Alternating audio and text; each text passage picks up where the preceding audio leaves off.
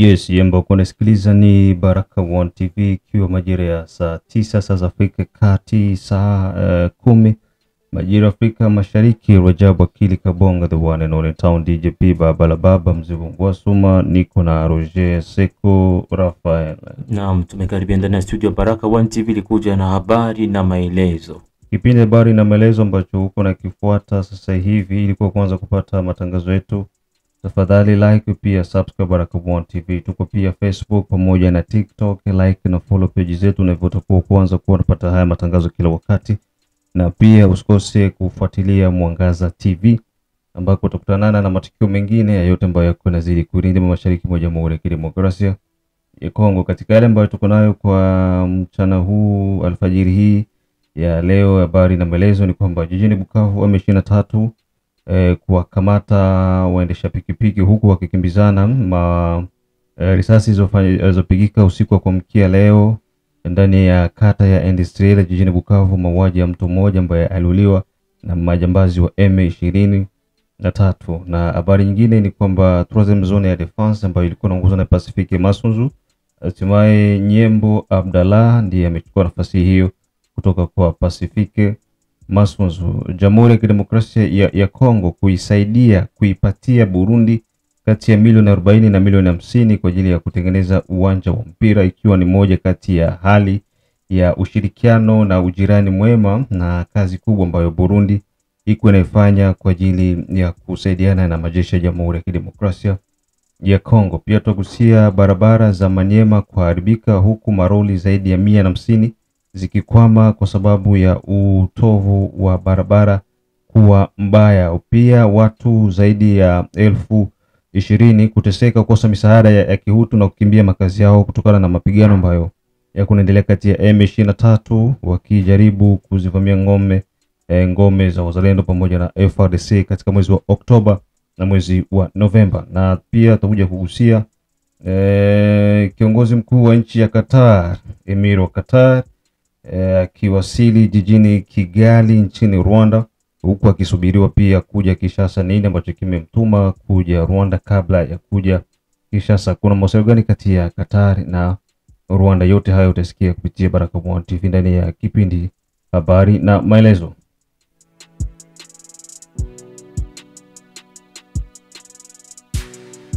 Tuanze na hili swala hapa la Bukavu. Usiku wa kuamkia leo kulisikika milio ya risasi ya kutosha quartier Industriel jijini Bukavu, na hivyo kupelekea mtu mmoja kuweza kuuliwa. Inasemekana kwamba mtu huyo aliuliwa baada ya majambazi kuvamia hayo maeneo ambayo wa magaidi wa M23 wanadhibiti, huku wakijinadi kwamba wao tokea wachukue miji kaza wa kaza pamekuwa pana usalama, pamekuwa pana utulivu, hakuna milio ya risasi, hakuna watu kuibiwa, hakuna watu kuvamiwa, kitu ambacho hakiendani na hali halisi. Mtu huyo aliuliwa na watu ambao wanasemekana kwamba walimua ni magaidi wa M23 wenyewe ambao walibadilisha mfumo wa kwanza kutumika kwa sababu ya kujitafutia kile ambacho wao wenyewe wanajua riziki zao za kila siku kupitia damu ya Wakongomani. Hali hiyo imeweza kuleta ile sintofahamu kwa wananchi na kujiuliza watu wanaojinadi kuwa ni wakombozi kwa nini wanaweza kufikia hatua kama hizi. Na huko Bukavu pia magaidi wa M23 katika kata za Luganda pamoja na Kanoshe wamekuwa wakikimbizana na waendesha bodaboda maarufu kama motar, huku wakisumbuana, wakipiga marufuku kwamba hakuna pikipiki kushuka mu Boulevard Lumumba ndani ya jiji la Bukavu. M23 inatoa order, hakuna moto kuingia mvile. Ndio.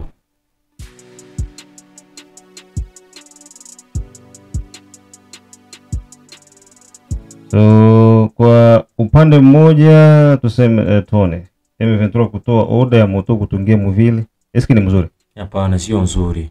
Upande mwingine ndio mimi nasema kwamba walisha kuwa na uoga. Na wenda wanazania kwamba kupitia mapikipiki kwa mingi ni masirkulation kwa mingi mcentreville na kuya hawatajua nani aliingia na nani alitoka. Juu pikipiki inaenda kwa haraka sana kuliko gari. Njoo wakatoa ile decision kuonesha kwamba wasaidie kwao iwe kama vile ngao ya kuwasaidia usalama. Ile pia ni kuwa prive vijana na kufanya kazi, kwa sababu ukiangalia wafanyakazi wengi au mishemishe nyingi ziko Ndio msante Muvile ndio. Na watu wanatoka sehemu mbalimbali, kwa wanipeleke wapi? Muvile. Ndio.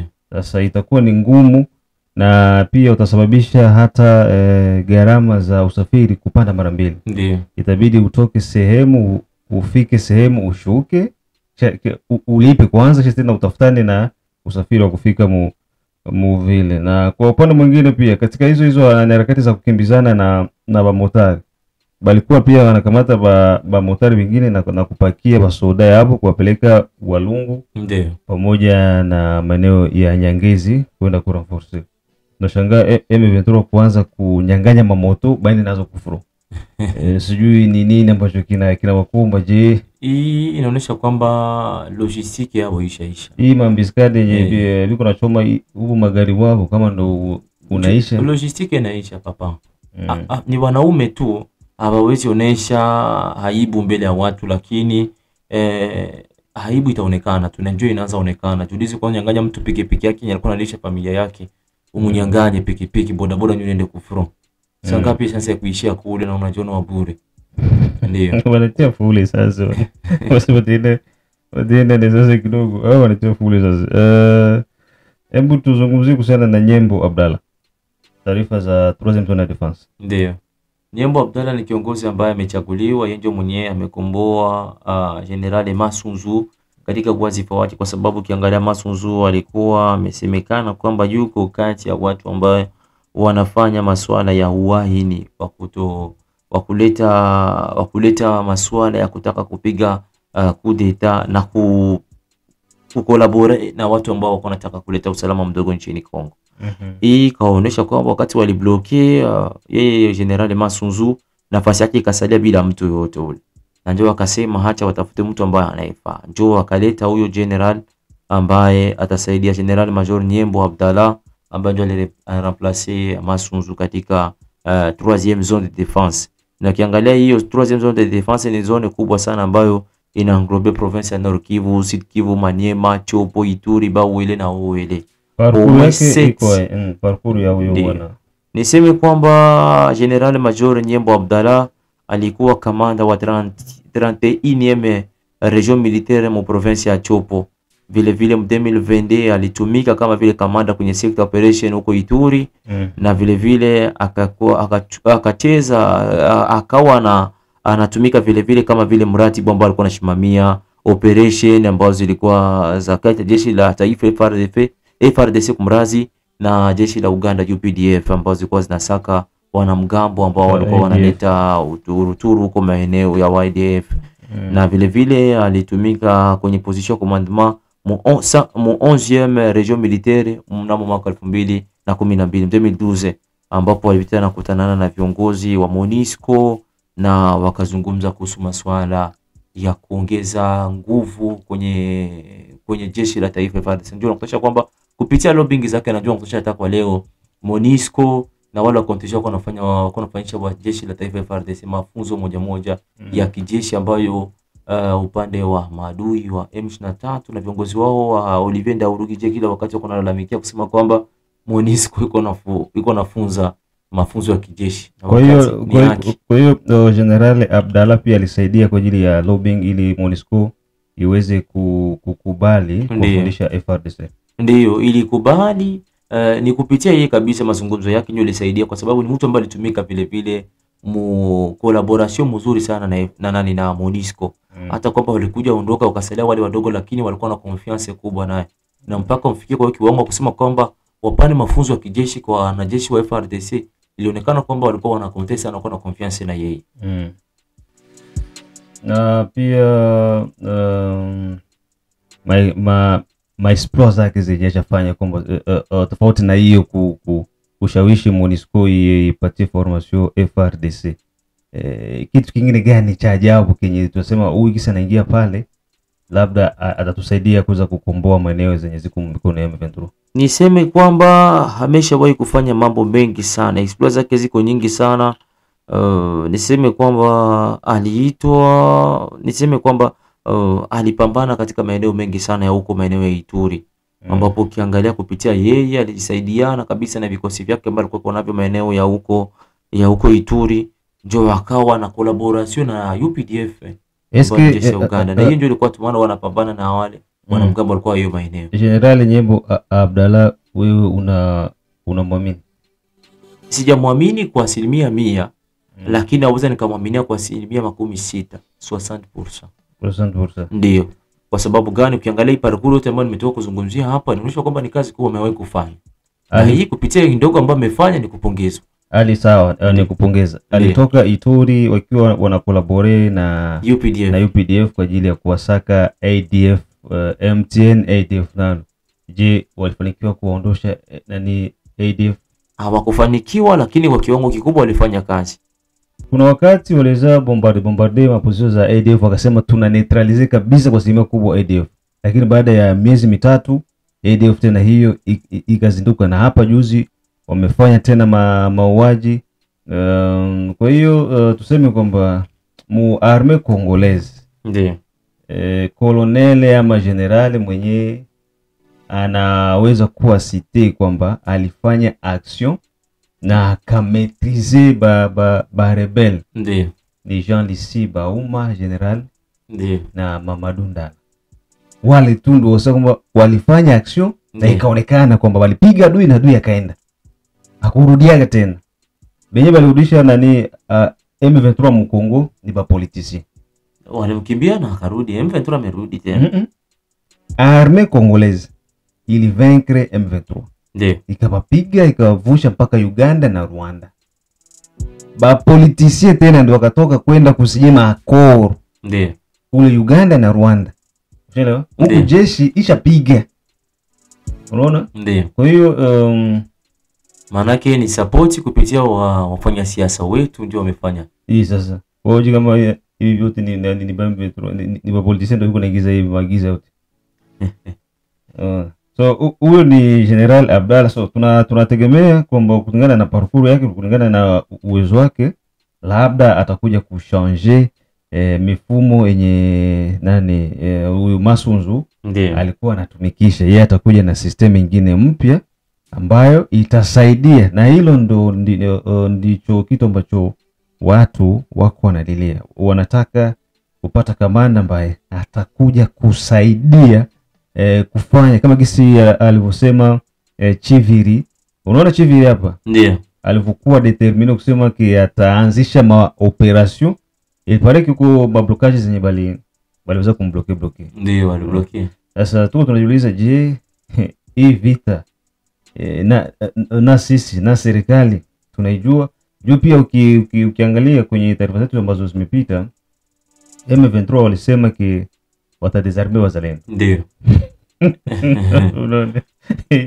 Haiko tu taarifa, lakini vile vile wakati wanaleta operation zero arme, ile operation anasema utapana $200 unapana arme. Hiyo yote ni kudesarme. Ile kwanza ile yenyewe haiko precise kwamba bazalendo. Hapana. Ushelewa? Ile ni kwa raia wengine wa kawaida wenye kuwa na silaha zenye hazina kazi ndio walikuwa wanaomba. Lakini hapa M23 wanasema wao kupitia hii akori ya Doha na wao watahusika kuwanyang'anya silaha wazalendo. Sasa tumejiuliza na Mwinyi, M23 yeye ni nani na mzalendo ni nani? M23 ni rebelle, anajisahau kwamba yeye ni rebelle a désarmer mwananchi, wakati mzalendo yeye ni armée ya reserve. Kinachosubiriwa tu hapo, nilipenda intervention ya wazalendo. Wazalendo wameonyesha clear kwamba M23 yeye ni rebelle, tandis que wazalendo ni armée ya reserve. Ndio. Na iko deja mu décret yenye ilikuwa mu ordonnance présidentielle nafikiri hivyo. Oui. Ilikuwa signé na rais na ikakuwa approuvé na Assemblée nationale kwamba wazalendo ni armée ya reserve. Kinachobaki tu ni kwamba ni kufanya modification ya constitution ingie mu constitution. Mu masheria za serikali tayari iko ndani. Sasa magaidi wa M23 hawana bahati kwa sababu miaka miwili ambayo imepita Assemblée nationale il les a voté ya non intégration ya groupe armé au sein des FARDC. Ile ilikuwa iko na kula police nationale. Kwa hiyo ili pia liko linawakwamisha sana kiasi kwamba wanajiuliza watatumia manevre gani juu ya kutaka kumotivate watu wao na kuonyesha kwamba bado tungali na espoir. Ndio hiyo wako wanasema ki wao wata desarme bazalendo, kitu ambacho ni ndoto za mchana. Ndoto za mchana kweli. Hizo haziwezi kutimia. Ndio. Ni bange. Na wakisema waanze desarme wazalendo wakati adui kingali kila siku na avance, inaweza kaleta tatizo kubwa huko mbeleni. Yeye mventura kwanza yeye ndio wakuwa desarme kwanza yeye. Yeye ndio atakuwa desarme anakuwa cantonné. Ndio. Unaelewa? Oui. Sasa hilo lakini watu wanawaza nini bwana? RDC na Burundi, serikali ya Kongo iko tayari kuisaidia kwa bure kabisa Burundi milioni 40 ya dola hadi 50 kwa ajili ya kutengeneza uwanja wa kisasa kule maeneo ya Burundi, vinasema vyanzo kutoka katika ikulu ya serikali ya Burundi. Hii ni tuseme ni ushawishi wa serikali ya Kongo kwamba kutongoza Burundi ili endelee kuwa karibu yake, ama ni ujirani mwema tu. Ndiyo. Kwa nini wasitumie pia ujirani mwema kwa Rwanda? Kwa nini wasipatie Rwanda? Hata wapatie Burundi. Ndiyo. Si tuko majirani si wote. Niseme kwamba Burundi imesaidia sana nchi ya DRC kwa mapambano hii. Juu kiangalia hata jeshi la Burundi liko nasaidia na wazalendo huko kwenye milima ya juu ya Uvira na maeneo yote, hata vile kiwango kwenye nafasi ya kwanza kwenye ligne de front hapo Kamanyola Katogota, nafasi ya kwanza iko jeshi la Burundi. Na wanaveye kila siku ili adui anajua kwamba adui huyu mwenye niko nalinda hapa ndio mwenye kitambuka hapa ananiharibisha vitu kule. Sasa ndio nakuta kwamba niseme kwamba ni jirani mwema sana.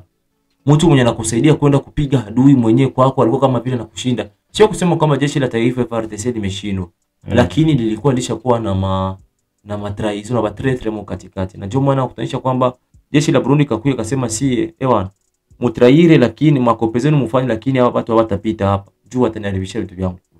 Okay. Na kutanisha kwamba ile ujirani mwema. Na kama serikali ya Kongo iliona recompense ya usaidia kufanyia uwanja juu, ukiangalia na uchumi wa nchi ya Burundi iko chini sana.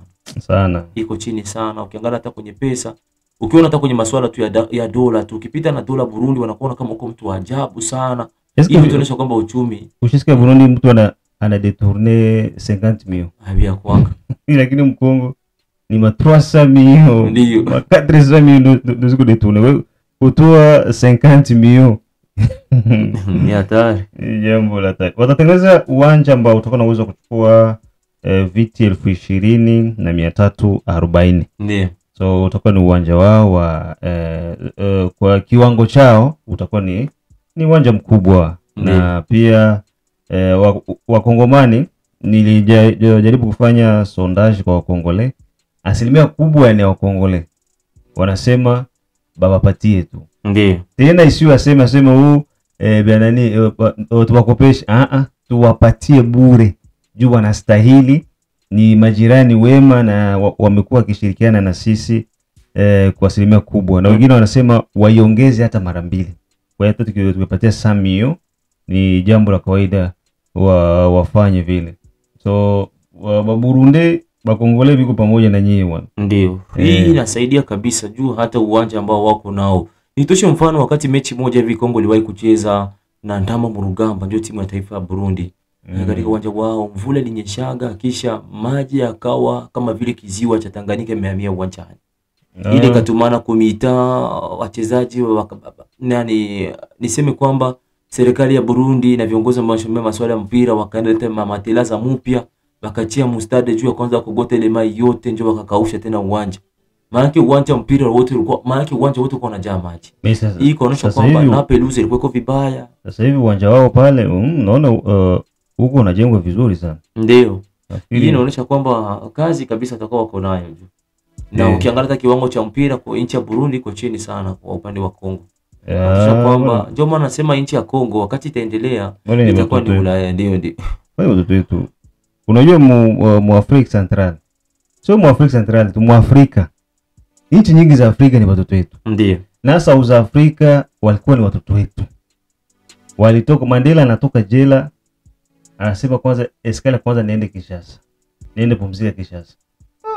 Anjakuta Kinshasa Nikuna mse Kinshasa ndaikuta ishakuwa sa Paris. Ndio. Nini kiliwafanya mpaka mnarudia nyuma hivi? Donc sisi tulikuwa ni nchi moja yenye iko na uwezo mkubwa na tulikuwa tuko mbele tu mbele ya wengine wote, lakini gestion pia na hali ya ovyo ya viongozi surtout majirani zetu kuwa na chuki na wivu binafsi na dhidi yetu ndio wanatuingizia giza hivyo. Lakini Kongo ni nchi kubwa, nchi yenye kila kitu na nchi ambayo inafaa kuongoza Afrika. Hakuna nchi Afrika ambayo inaweza kupingana na sisi. Ndio. Kwanza tu superficie tu tuko nchi kubwa. Ni ya pili kutoka Algeria. Kutoka Algeria. Afrika ndio. Yeah. Na hiyo kama tuko wa pili baada ya Algeria ni kwa sababu kuna kipande chetu cha Kabimba kiko Angola. Ndio. Unaelewa? Kwa hiyo na pia hiki kipande chetu ambacho kiko hapa Gatumba pia tuliwachia Gatumba, tuliachia Rwanda Gisenyi. Unaelewa? So ile yote ni maeneo yetu na tungekuwa tuko na tuko wa kwanza. Kwa hiyo tunastahili kwa upande wa madini na kila kitu ni mambo ya kumwaga sana. Maniema barabara inasumbua, wananchi wanalalamika, magari makubwa zaidi ya 150 yamekwama kuelekea barabara ya taifa nambari 3 kati ya eneo la Makana pamoja na Mengwe. Ndio. Raia wanalilia serikali. Wanasema serikali ya Jamhuri ya Kidemokrasia ya Kongo tofauti na kula na kujilimbikizia wao wenyewe, hakuna wanachokifanya kwa ajili ya kusaidia taifa. Tronso ya barabara ya Makana Mengwe, barabara ya taifa nambari 3 ambayo inajumuisha tarafa za Walikale huko Kivu ya Kaskazini, tarafa ya Lubutu, maeneo ya Manyema, ndani ya hali ambayo haitamaniki. Unaona wakati huko napita hii barabara zetu za sasa na zile barabara za Walungu. Ndio. Barabara ishakuwa yulu hivi, kisha chini ndio mshakuwa shimo. Inakuwa sa shimo hivi kabisa, shimo mfereji mzito. Sasa ukipita Nyarumanga hivi na sehemu zingine ndio gisi barabara nyingi za haya maeneo ziko. Sasa zinakwamisha uchukuzi, usafiri, raia hawapati huduma nzuri. So wanalilia serikali ifanye kadiri inavyoweza ili iweze kuwafungulia zile barabara. Hali kama hizi zitapelekea raia kutokuwa na imani kabisa na serikali. Wanasema magari makubwa zaidi ya 150 kuelekea mpaka 120 yamekwama yale maeneo kwa sababu ya utovu wa barabara. Huku wanaoteseka ni wananchi wa kawaida na wanaumia pia ni wale wafanyabiashara wenye hiyo mizigo, maana mizigo inaenda mpaka mizigo inaoza. Ndio. Unaelewa? Ndio. Kwa mizigo mingine ikitoka ikipata siku viazi tu inaoza. Ndio. Na vikioza hasara inaingia kwa nani? Hasara inaingia kwa mwenye biashara yake. Na ile pia itafanya ule mwenye biashara yake anaomba. Akiomba, je, serikali utamkulisha? Tusiseme tu maeneo hiyo. Hata maeneo ya territory ya Fizi hapa. Nadhani kwa siku zilizopita tulikuwa hiyo maeneo. Njia ni hatari. Huku hapa maeneo ya Luanga hapo ni ajabu. Na kuna gari zingine ambazo zinaweza pita kumilima, mizigo yote wanapakua kwanza. Juu gari kizama izame yenyewe bila mizigo ya watu. Unafunisha wanalipa kwanza vijana wa kwanza beba mizigo, wanaanza pitisha kumilima, gari inapita Mumai, ndio kishachomoka sehemu ya mbele, manake hapo walipoona wanapakiza tena inaenda. Unafunisha kwamba hii haiko tu hiyo maeneo, lakini hata vile vile msiti Kivu. Mpaka washino walianza bomola mlima Memai tu ikaongezeka. Kwamba na serikali haijiongezi zaidi. Jiulize, njia yote ya eneo ya Luanga territory ya Fizi ingaliki route nationale numero 5. Eka ngapi hivi Luanga inaribika à peu près 5? À peu près 5 oui. Depuis 2020. Ndio. Mpaka leo. Bado iko naribika na hakukuwa action iko ya kuonekana ya serikali. Hakuna kabisa. Kongo barabara ku niveau tu ya mabarabara. Ndio. Ninasema sur 100% barabara za Kongo zinaharibika a 85%. Ndio. 85% barabara zetu zinaharibika. Nitosha mfano tu wa siku zilizopita mwaka jana mwaka 2024 ambapo Rais Felix Tshisekedi alienda tembelea village natal yake huko Kasai. Gari lizama matope. Rais akabakia mule, bagarde presidentielle bakashuka matope wakasukuma. Kufika mule na mahoteli hakuna. Wale naangalia tajiri mmoja alikuwa mnyumba mzuri, akamwambia mzee wewe utalala kwanza mnyasi leo. Ndio rais akalala mule. Baada ya hapo tu wiki tu ile wiki rais kutoka kule hoteli zikaanza jengwa. Ile route kaanza jengewa mbio mbio. Tu rais akikuya tena ngine turu, maana mwenyewe maeneo hata kuwa na bahati.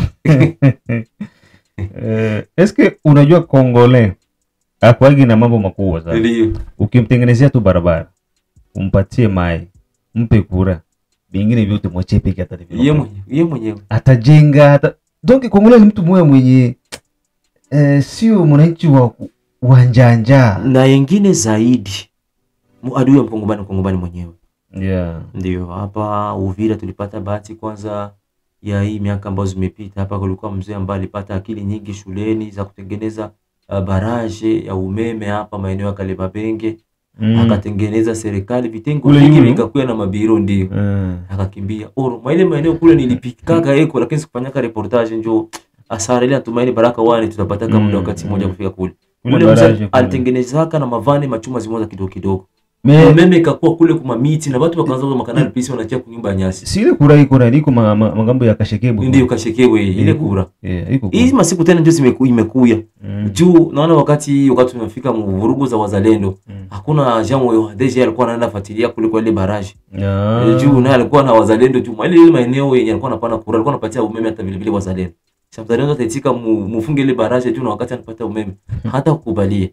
Sasa ile ikamsaidia wakati mwingine lakini serikali ma DG ilikuwa kwanza mletea mataxi une exploiter il faut lipe environnement nini wakati anasaidia wananchi. Ima initiative za Wakongole ziko mingi sana mais abana sasa accompagnement ya gouvernement. Jeli walikwambia kwamba kutoka Katogota mpaka unafika territoire ya Fizi mko mwe 26 rivière. Na selo wa physicien wanakwambia kama kila rivière inaweza produire hata barrage moja kama micro barrage kikanaweza saidia maeneo. Zinani pale kuko ka micro barrage pale Makobola bangu. Kale kasha kufa. Ndio. Bafarse. Huko kingine kikiko nani swimmer. Ndio. Ka honorable Nyamanjoku. Ndio Nyamanjoku. Kanawasha kura. Ndio. Kura moja mzuri sana.